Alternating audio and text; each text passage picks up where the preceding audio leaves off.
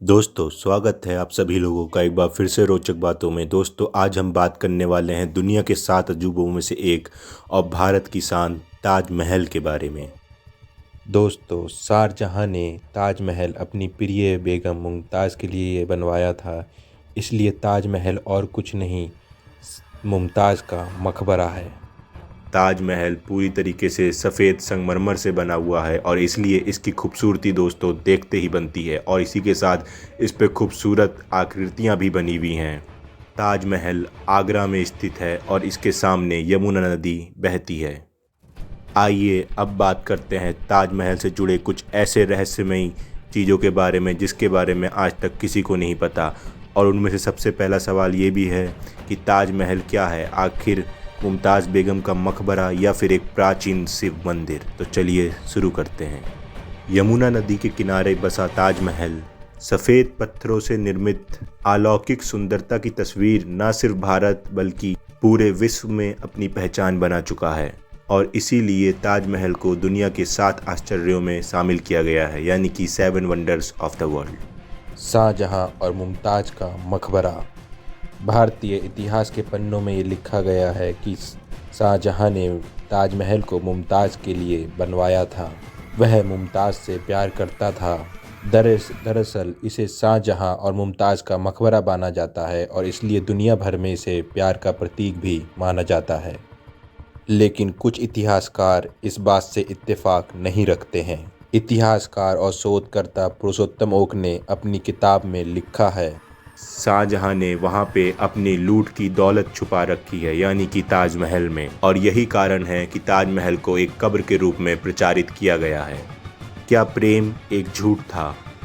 प्रसिद्ध शोधकर्ता और इतिहासकार पुरुषोत्तम ओक ने ताजमहल के रहस्यों से पर्दा उठाया है। पुरुषोत्तम ओक के अनुसार जयपुर के राजा से हड़पे गए ताजमहल में अपनी बेगम मुमताज़ महल के शव को दफनाने का कोई महत्व नहीं है। पुरुषोत्तम के अनुसार शाहजहां ने बेगम मुमताज़ के लिए इतना सुंदर मकबरा बनाया और उन्हें वहाँ पे इज्जत दी, इसी कारण सब लोग यह बात मानने लगे कि फिर निश्चित ही मुमताज़ के प्रति शाहजहां का प्रेम बहुत सच्चा रहा होगा, और इसी कारण इतिहासकारों और साहित्यकारों ने ताजमहल को प्यार का प्रतीक मानना शुरू कर दिया।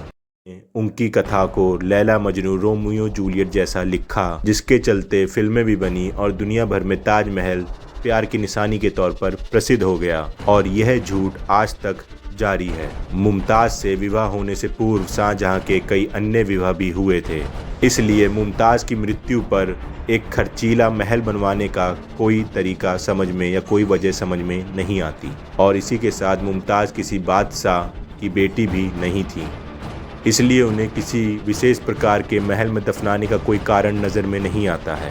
उनका कोई खास योगदान भी नहीं था। उनका नाम चर्चाओं में सिर्फ इसलिए आया क्योंकि युद्ध के रास्ते के दौरान उन्होंने एक बेटी को जन्म दिया और वह मर गई। इतिहासकार पुरुषोत्तम ओक ने अपनी किताब में लिखा है कि ताजमहल के पुराने शिव मंदिर होने के 700 से अधिक साक्ष्य मौजूद हैं। पुरुषोत्तम ओक ने ताजमहल पे शोध कार्य करके बताया है कि ताजमहल को पहले तेजो महल भी कहते थे। वर्तमान ताजमहल पर ऐसे 700 से ज़्यादा चिन्ह खोजे गए हैं जो इस बात को साफ साफ दर्शाते हैं कि इसका रिकंस्ट्रक्शन यानी कि दोबारा निर्माण किया गया है। वास्तुकला के विश्वकर्मा वास्तुशास्त्र नामक प्रसिद्ध ग्रंथ में शिवलिंगों में तेजलिंगों का वर्ण आता है। ताजमहल में तेजलिंग प्रतिष्ठित था, इसलिए इसका नाम तेजो महल रख दिया गया, क्योंकि उसके जलहरी को नाक के द्वारा लपेटा हुआ जैसा बनाया गया था। यह मंदिर विशालकाय क्षेत्र में बसा हुआ था। बाद में मुमताज़ बेगम को दफनाया गया था। शाहजहां के दरबारी लेखक मुल्ला अब्दुल हमीद लाहौरी ने अपने बादशाहनामा में मुगल शासक बादशाह संपूर्ण वर्णन 1000 से ज़्यादा पृष्ठों में किया है, जिसके खंड 1 पृष्ठ 402 के अनुसार और 403 पर इस बात का उल्लेख किया गया है कि शाहजहां की बेगम मुमताज़ अलमानी, जिन्हें मृत्यु के बाद बुरहानपुर मध्य प्रदेश में अस्थायी तौर पर दफना दिया गया था, दिन शुक्रवार को अकबराबाद लाया गया और फिर उसे महाराजा जय सिंह से हड़पे गए आगरा में स्थित एक असाधारण रूप से सुंदर और शानदार भवन में, यानी कि इमारत आलीशान में पुनः दफनाया गया। लाहौरी के अनुसार राजा जय सिंह अपने पुरखों की इस आलीशान इमारत से बेहद प्यार करते थे। पर बादशाह के दबाव में वह इसे देने पे मजबूर हो गए थे। इस बात की पुष्टि के लिए ये बात बताना अत्यंत आवश्यक है कि जयपुर के पूर्व महाराज के गुप्त सुरंगों में वह दोनों गुप्त आदेश अभी तक रखे हुए हैं जो शाहजहां द्वारा ताज भवन समर्पित करने के लिए राजा जयसिंह को दिए गए थे। दोस्तों, इसी के साथ हम आपसे गुजारिश करना चाहेंगे कि यदि आप हमारे चैनल पर पहली बार आए हैं तो प्लीज़ हमारे चैनल रोचक बातों को सब्सक्राइब करें, वीडियो को लाइक करें।